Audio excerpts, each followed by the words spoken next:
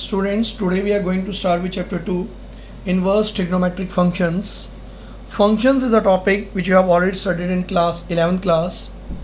Now function, as you know, a function cannot have two different values. According to the definition of function, a relation f from a set A to a set B is said to be a function if every element of set A has one and only one image in set B. अगर set ए की exactly one image बनेगी set B के ऊपर तो ही वो function है, क्योंकि function एक फंक्शन की दो वैल्यूज पॉसिबल नहीं है. फॉर एग्जांपल यहाँ पे लिखा है मैंने y equal to f x लिखा है, तो यहाँ पे जितनी मैं डिफरेंट वैल्यूज ऑफ x लूँगा, जैसे जैसे मैं x की वैल्यू चेंज करूँगा वैसे वैसे y की वैल्यू भी चेंज होती रहेगी. For every value of x I will have different y. Now trigonometry ratios जो है वो भी आप 10th क्लास से करते आए हो. That also behaves like a function. Why? Because trigonometry function के अंदर ट्रिग्नोमेट्री रेशियो जो हम करते हैं उसमें भी one and exactly one value ही लाई करती है. For example sine 45, the value of sine 45 is 1/√2. तो साइन 45 की वैल्यू एग्जैक्टली 1/√2 ही है, इसके अलावा और कोई वैल्यू पॉसिबल नहीं है. tan 45 बोलो तो tan 45 इज 1. दैट मीन्स हर एक फंक्शन की ट्रिग्नोमेट्री रेशियोज में एक और सिर्फ एक ही वैल्यू पॉसिबल होती है. If I say sin 30 degree, sin 30 equal to 1/2. Now, this year we are going to do inverse trigonometry functions. This chapter is formula based chapter. सबसे पहले एक चार्ट ये सामने आपके बना हुआ है, डोमेन गिवन है और आपको रेंज गिवन है. साइन इनवर्स की वैल्यू जो है it always lies from -π/2 to π/2. Cos inverse, its range lies from 0 to pi. Cosec inverse x, its range is from -π/2 to π/2 except 0. Secant inverse x, its range is from 0 to pi except π/2. Tan inverse x, its range is between -π/2 and π/2. Cot inverse x, its range between 0 and pi. Students, let's do exercise 2.1. The first question is the principal value of the following. Find the principal values of the following. First question आपको given है sine inverse, bracket में आपको given है -1/2. तो आपने क्या करना है, सबसे पहले लेट करो, let sine inverse -1/2 equal to theta. ये साइन इनवर्स है, जब उधर जाएगा तो it will become sine theta. Inverse जब उधर जाएगा तो साइन हट जाएगा, इक्वल टू -1/2. ये साइन इनवर्स इधर गया तो -1/2 इक्वल टू साइन थीटा है, और I can say sine theta equal to -1/2. It means the same. Now further sine theta equal to minus, अब हाफ. अब ये सोचो आप कि साइन की वैल्यू हाफ कब होती है. साइन की हाफ होती है when sine is 30 degree. 30 degree means π/6. Pi की वैल्यू 180 को 6 से डिवाइड किया, will get 30. So we can write like this -sin π/6. Now अभी मैंने जो आपको वैल्यू बताई है, साइन की वैल्यूज लाइज फ्रॉम -π/2 टू π/2. अभी जो मैंने आपको चार्ट बताया था, according to that chart value जो साइन की रेंज जो है बड़ा -π/2 π/2 तक लाया करती है. तो इसको मैं कैसे लिख सकता हूँ, sine theta equal to sine, ये नेगेटिव साइन अंदर चला गया, ये अंदर चला गया. 11th क्लास में आपने फॉर्मूला किया हुआ है that sine -x equal to sine x minus sine x. So sine -x minus sine x, और माइनस साइन x को हम ये लिख सकते हैं साइन माइनस थीटा, माइनस अंदर चला गया बेटा. नाउ अब चेक करो, ये जो वैल्यू, ये जो रेंज जो है -π/6 आ गया, और सिंस वैल्यू साइन की -π/2 से लेके π/2 के बीच में लाया करती है, -π/2 मीन्स -90 और π/2 मीन्स 90, -90 और 90 के बीच में, और ये -π/6 इज -30, और ये -30 उस रेंज के बीच में लाया करती है. तो आपको लिखना है since the principal value branch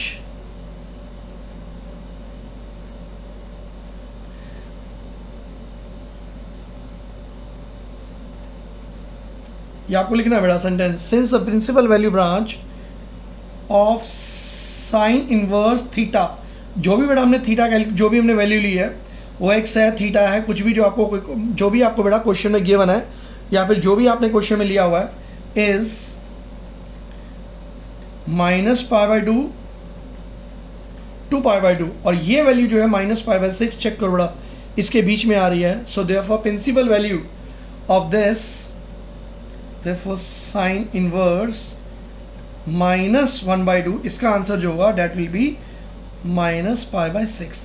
तो हर बार आपने क्वेश्चन में क्या करना है, पहला स्टेप आपका ये होगा. सबसे पहले आपको मैं 3 डिफरेंट काइंड ऑफ क्वेश्चन करा रहा हूँ, अलग अलग तरह के क्वेश्चन. पहला क्वेश्चन क्या था, जब ये नेगेटिव साइन जो है ये ब्रैकेट के अंदर चला जाएगा तो आपको पहला स्टेप क्या करना है, साइन उधर गया तो साइन थीटा इक्वल टू -½ ये नेगेटिव साइन तो एज इट इज है, हाफ सोचो बेटा साइन की वैल्यू कब होती है π/6, डेट मीन साइन 30. ये नेगेटिव साइन में अंदर ले गया, वो अंदर इसलिए चला गया बेटा क्योंकि हमें पता है ये -30 होगा और -30 इसके बीच में लाई करेगा. सो ये आपको लिखना है प्रिंसिपल वैल्यू ब्रांच वैल्यू क्या है इसकी और फिर इसका आंसर होगा.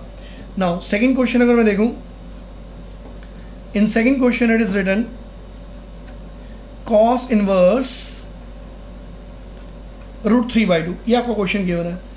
तो जैसे मैंने पहले क्वेश्चन किया cos inverse √3/2 equal to theta हो गया, put it equal to theta, cos उधर जाएगा, इधर इनवर्स है तो that will become cos theta. So √3/2 equal to cos theta, और I can say cos theta is √3/2. ना cos थीटा √3/2, cos की वैल्यू सोचो √3/2 कब होती है, cos की वैल्यू √3/2 होती है जब cos 30 डिग्री होता है. 30 डिग्री मीन्स cos π/6. अब सिंस और cos की बेटा जो मैंने अभी आपको चार्ट बताया उसकी रेंज cos इनवर्स की क्या होती है, it's from 0 to π. 0 means 0, π means 180. और अगर मैं इसको चेक करता हूँ, ये चेक करो π/6 से 30 डिग्री और ये 30 डिग्री 0 और π के बीच में लाई कर रहा है. So this will be the answer. तो आपको क्या लिखना है, ये सेंटेंस लिखना है, therefore the principal value branch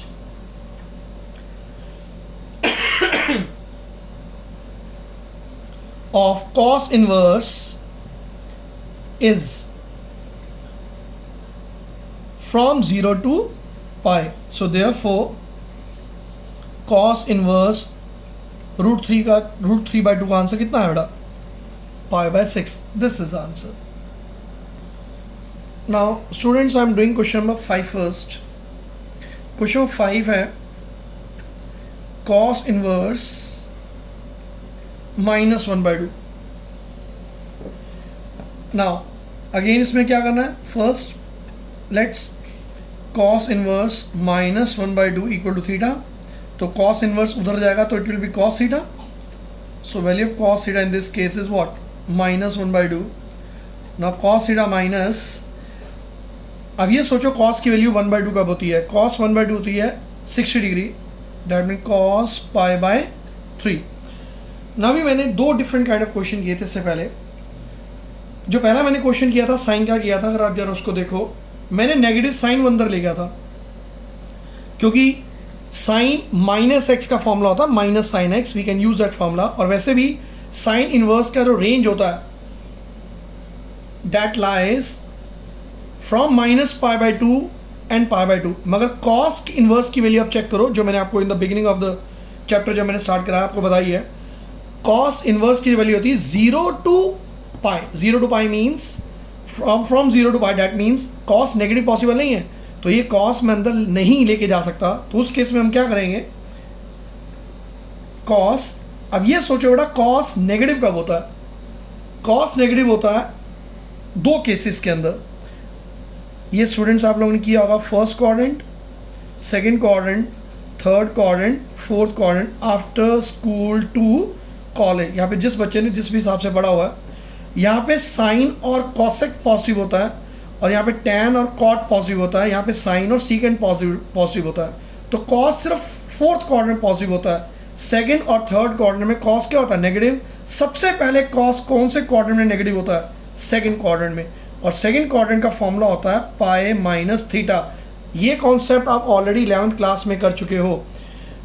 मैं क्यों यूज़ कर रहा हूँ, क्योंकि कॉस यहाँ पे नेगेटिव, अगर कॉस पॉजिटिव होता तो जब लास्ट क्वेश्चन किया फिर वही होता, थीटा की वैल्यू सीधा मैं पाई बाय 3 लिख सकता था, लेकिन सिंस कॉस नेगेटिव है और कॉस को मैं अंदर भी नहीं लेके जा सकता क्योंकि कॉस रेंज इसकी नेगेटिव नहीं होती है, तो अब मुझे क्वाड्रेंट के अकॉर्डिंग इसकी वैल्यू को चेंज करना पड़ेगा।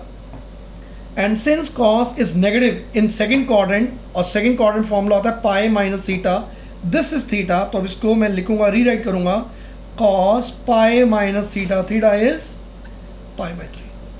अब मैं इसको सॉल्व करूंगा, cos theta equal to cos, इसको एलसीएम लो कितना है 3 pi minus pi is what 2 pi by 3, in this case theta equal to 2 pi by 3। जैसे मैंने एक्सरसाइज स्टार्ट करते समय आपको बताया था, 3 डिफरेंट काइंड ऑफ क्वेश्चंस हैं।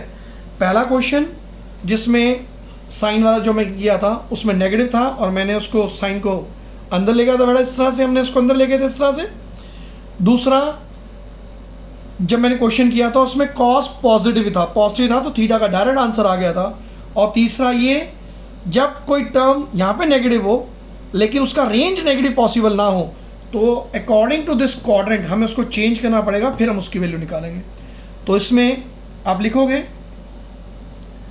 एग्जैक्टली जैसे मैंने अभी पीछे लिखा था, therefore since the principal value branch, अब ये पूरा नहीं लिख रहा हूँ, आप लोग इसको पूरा कंप्लीट लिखोगे, principal value branch of cos inverse is, cos inverse की प्रिंसिपल वैल्यू ब्रांच कितनी है बेटा 0 to पाई, और ये वैल्यू 0 to पाई के बीच में लाई करती है। चेक करो, पाई मीन्स 180, 180 को 3 से डिवाइड करो कितना आया 180 डिवाइड बाई 3 60, 60 इंटू कितना हो गया बेटा 120, और चेक करो ये 120 वैल्यू जो है इन दोनों के कहीं ना कहीं बीच में लाई करती है।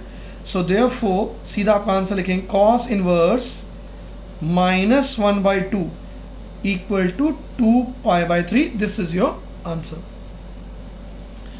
Now student, now let's do question number 3। Question number 3 बेटा मैं अब कर रहा हूं, मैं लिखा हुआ है cosec inverse 2, let cosec inverse 2 equal to theta, तो कॉसेक उधर गया तो इनवर्स हट जाएगा, it will be what cosec theta equal to 2। अब चेक करो कॉसेक की वैल्यू कब 2 होती है 60 degree 30 degree, so that means cosec pi by 3।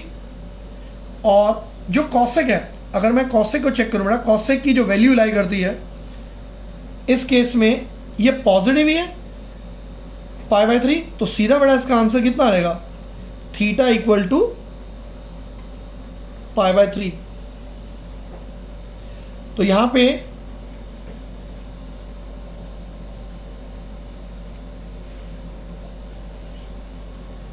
जो वैल्यू है बेटा कॉस थीटा की वैल्यू हमारे पास equal to cosec theta equal to cosec pi by 3 आया था, तो थीटा की वैल्यू हमने सीधा क्या पुट कर दी पाई बाय 3, और यहाँ पे भी आपको लिखना है since principal value branch of cosec inverse is, जो कॉसेक इनवर्स की बेटा प्रिंसिपल वैल्यू ब्रांच है that is always lies from -π/2 to π/2 except 0, और चेक करो π/3 इसके बीच में लाई करती है, सो आंसर क्या आया cosec inverse 2 equal to what π/3। Now fourth question, student we can do fourth question over here।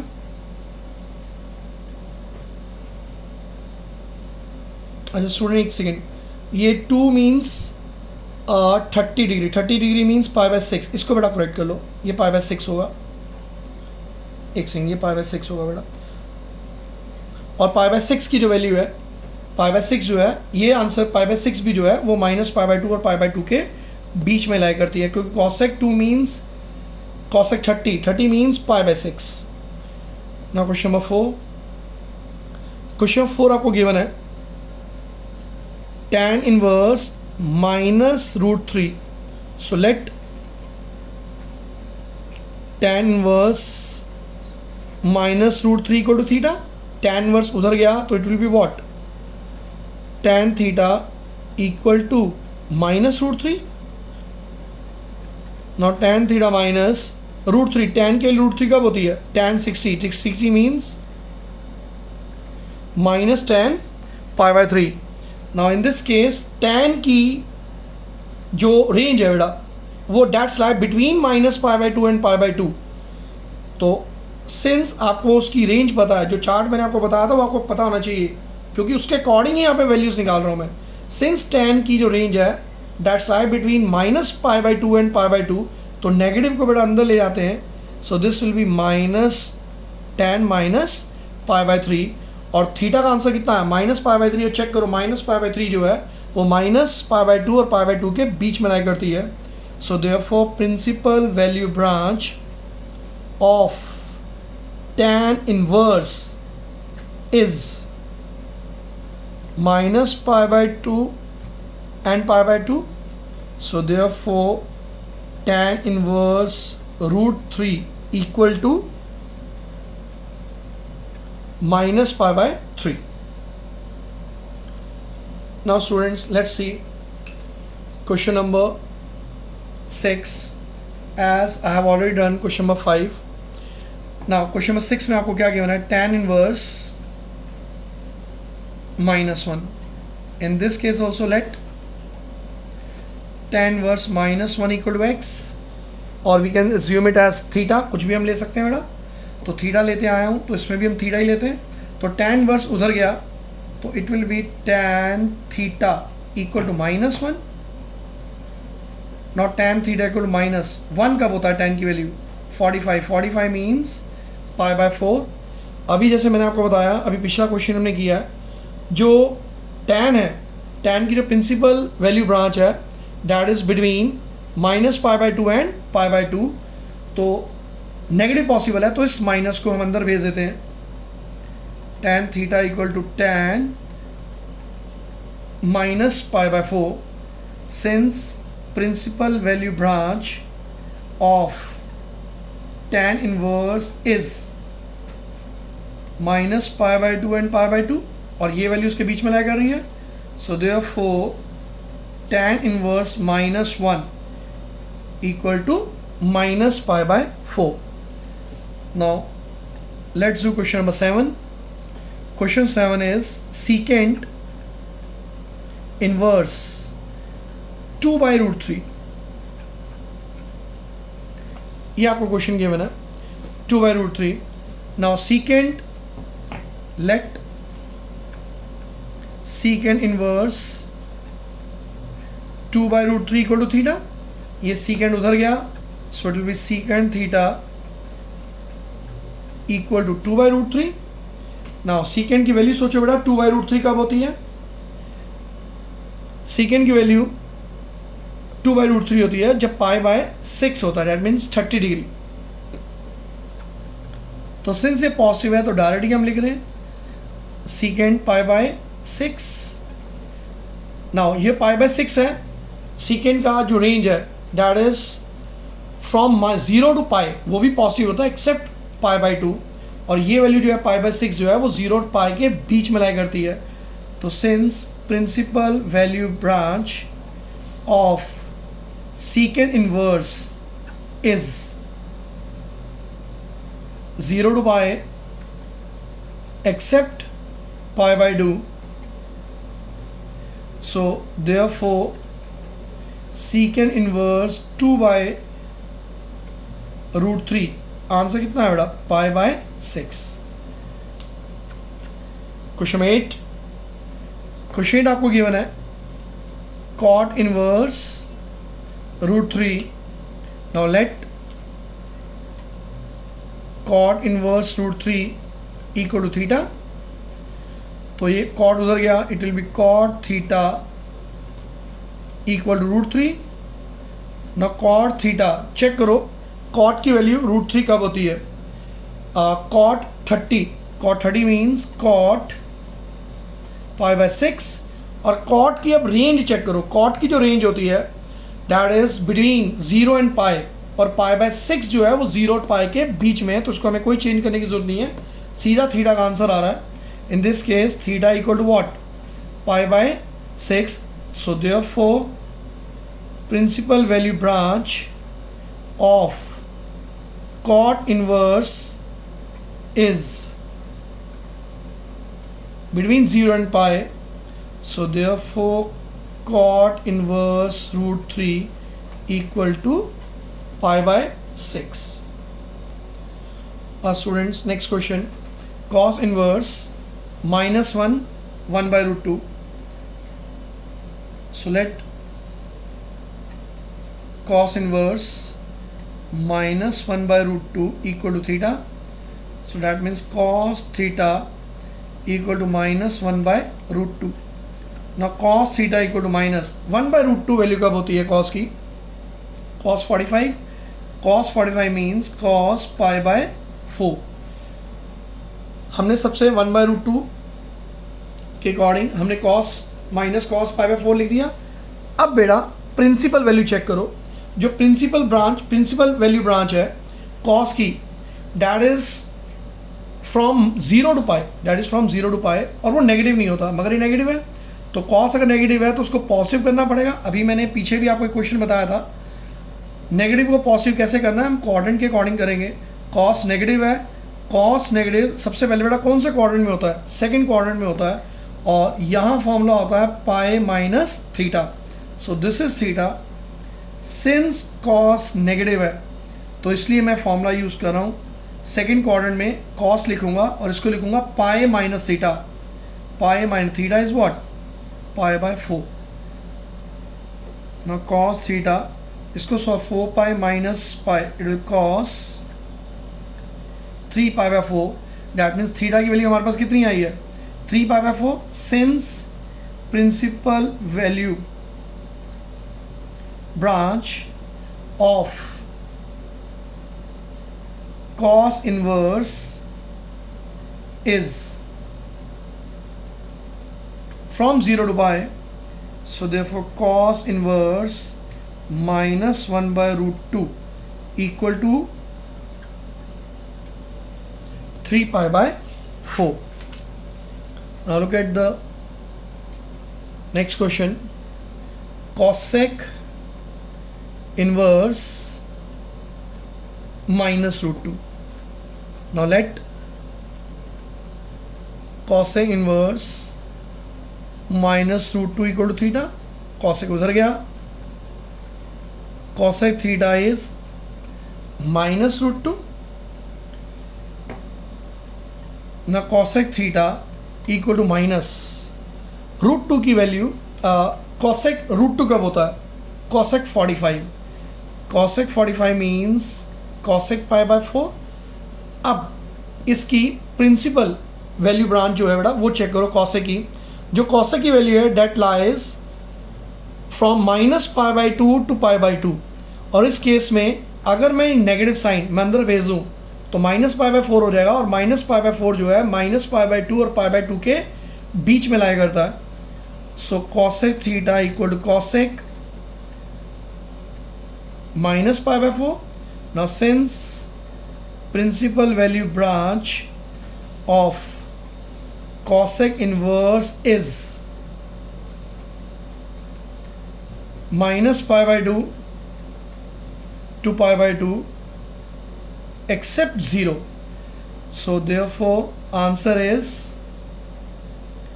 cosec inverse minus root 2 equal to minus pi by 4.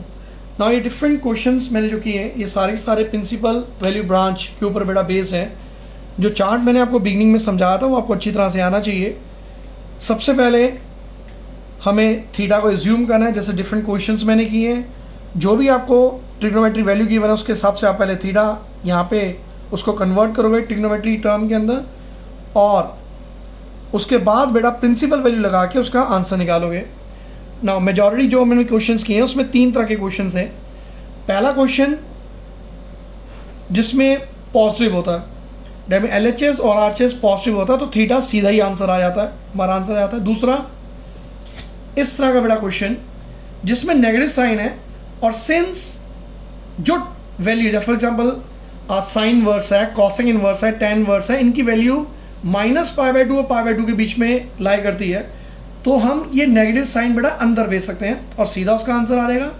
तीसरा question इस टाइप का, जैसे कॉस यहाँ पे नेगेटिव आ गया, लेकिन हम यहाँ पे नेगेटिव आ गया, लेकिन हमें पता है कॉस की वैल्यू जो रेंज है बेटा वो नेगेटिव नहीं होती है।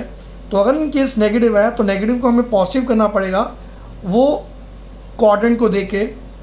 और जो फॉर्मूला यूज़ होता है सेकंड क्वाड्रेंट का फॉर्मूला यूज़ है बेटा पाई माइनस थीटा। ये जो थीटा है pi minus theta value put करोगे, क्योंकि सिंस कॉस यहाँ पे नेगेटिव था और नेगेटिव होता है सेकंड क्वाड्रेंट में, तो जब हमने सेकंड क्वाड्रेंट का यहाँ पे थीटा यूज़ किया है तो नेगेटिव साइन हट जाएगा। Now students next question, find the values of the following. 11th question आपको गिवन है tan inverse 1 plus cos inverse -1/2 and sin inverse -1/2। Now इधर आप चेक करो, ये cos इनवर्स -1/2 है, sin इनवर्स -1/2 है, इन दोनों का जो थीटा है वो सेम है। तो एक फॉर्मूला होता है cos inverse x plus sin inverse x equal to π/2। तो वो फॉर्मूला हम यहाँ पे अप्लाई कर सकते हैं क्योंकि थीटा जो है यहाँ पे सेम है। तो यहाँ पे मैं ब्रैकेट में फॉर्मूला लिख भी देता हूँ। फॉर्मूला होता है बेटा cos इनवर्स x इसको मैंने x माना, plus sin inverse x equal to π/2। This is the formula. So tan inverse 1 plus, तो cos inverse x plus sin inverse x, इस पूरे को बेटा मैंने क्या लिख दिया π/2। इसको हम सॉल्व करेंगे, we can write π/2। Now further tan inverse 1। अब ये सोचो tan की वैल्यू बेटा 1 कब होती है? tan की वैल्यू 1 होती है tan 45। तो tan 45 मीन्स π/4। तो मैंने 1 को, ये tan inverse as it is है, 1 को बेटा मैं क्या लिख सकता हूँ tan 45, that means tan π/4 plus मेरे पास ऑलरेडी क्या था बाहर, आगे क्या बेटा π/2 है। नाउ tan इनवर्स और tan ये दोनों आपस में रेसिप्रोकल बेटा, ये आपस में कट जाएंगे। tan इनवर्स tan हो या tan और अंदर बेटा tan इनवर्स हो तो वो कट जाएंगे, तो ये और ये कैंसिल हो गया। व्हाट इज लेफ्ट जस्ट π/4 और हमारे पास ऑलरेडी कितना था π/2। इसका एलसीएम लो, इसका आंसर आ जाएगा। सो कितना ही वैल्यू कितनी 4, एलसीएम लो, 4 को 4 से डिवाइड किया 1 इंटू पाई इज पाई, 4 को 2 से डिवाइड किया 2 इंटू पाई इज वॉट 2 पाई, इन दोनों को प्लस किया, आंसर इज व्हाट 3 π/4। तो इन क्वेश्चंस के अंदर बहुत ध्यान देना आपने कि अगर आपका फॉर्मूला अप्लाई हो रहा है, फॉर्मूला यूज़ हो रहा है, तो डायरेक्ट भी आप फॉर्मूला यूज़ कर सकते हो और आंसर निकाल सकते हो। नाउ नेक्स्ट क्वेश्चन आपको दिया हुआ है question number 10।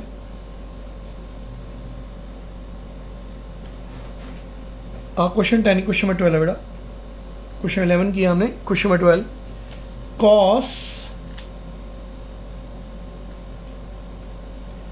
cos inverse 1/2 plus 2 sin inverse 1/2। Clear है? अब बहुत सारे बच्चों को लगेगा ये भी cos inverse x plus sine inverse x है तो फॉर्मूला हम π/2 पुट कर दें, लेकिन पॉसिबल नहीं है। इधर को 2 है, यहाँ पे साइन के साथ 2 मल्टीप्लाई हो रहा है, मगर यहाँ पे साइन और कॉस का कोई कॉफिशिएंट नहीं होता। अगर एक नज़र बच्चा देखे तो गलती कर सकता है। तो इस क्वेश्चन को किस तरह से सॉल्व करें, इसमें हम फॉर्मूला तो अप्लाई नहीं कर सकते।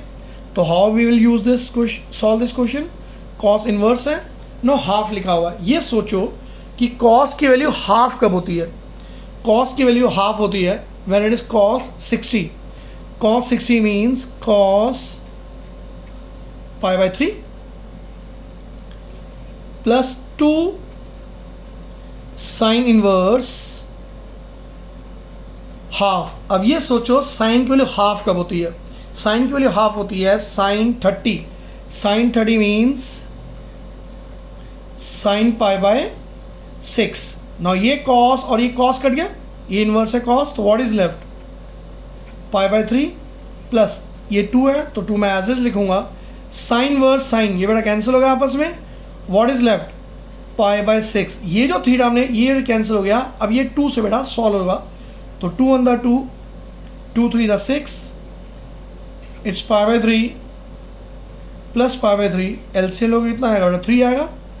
सो this is pi plus pi, the answer is 2 π/3। Now student, next question, if question number 13, if sine inverse x equal to y, और आपको बेटा डिफरेंट ABCD ऑप्शंस, आपको राइट ऑप्शन जो है आपको सेलेक्ट करनी है। Now if sine inverse x equal to y और साइन उधर गया तो कितना होगा, sine y equal to x, y यहाँ पे बेटा थीटा हो गया।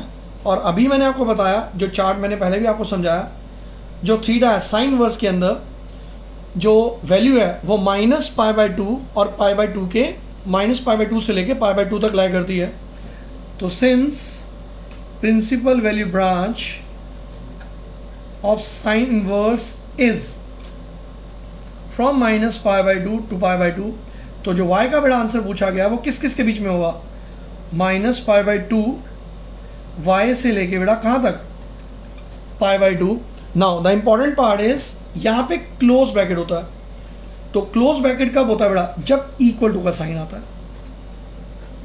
This is a close bracket, और क्लोज ब्रैकेट मीन्स, मैं बार बार यही बोलता हूँ, साइन इनवर्स की जो प्रिंसिपल वैल्यू ब्रांच है फ्रॉम -π/2 टू π/2, डेट इज -π/2 से लेके -π/2 इंक्लूडेड है till π/2। Now question number 14, question 14 आपको गिवन है tan inverse √3 minus secant inverse -2। Now question अब चेक करो, ये tan इनवर्स √3, tan की वैल्यू √3 कब होती है, जब tan 60 होता है। tan 60 means what, π/3। इसको तो हमने सॉल्व कर दिया। माइनस सीकेंड इनवर्स, ये -2, सीकेंड की वैल्यू 2 कब होती है, 2 मीन्स cos 60 और secant 60, so we can write secant 60 means π/3। Minus था, हमने माइनस पुट कर दिया, 2 है। हमने ये सोचना है सीकेंड की वैल्यू 2 कब होती है, सीकेंड की वैल्यू 2 होती है जब सीकेंड 60 होता है, दैट मीन्स -π/3। अब प्रिंसिपल वैल्यू ब्रांच सीकेंड की,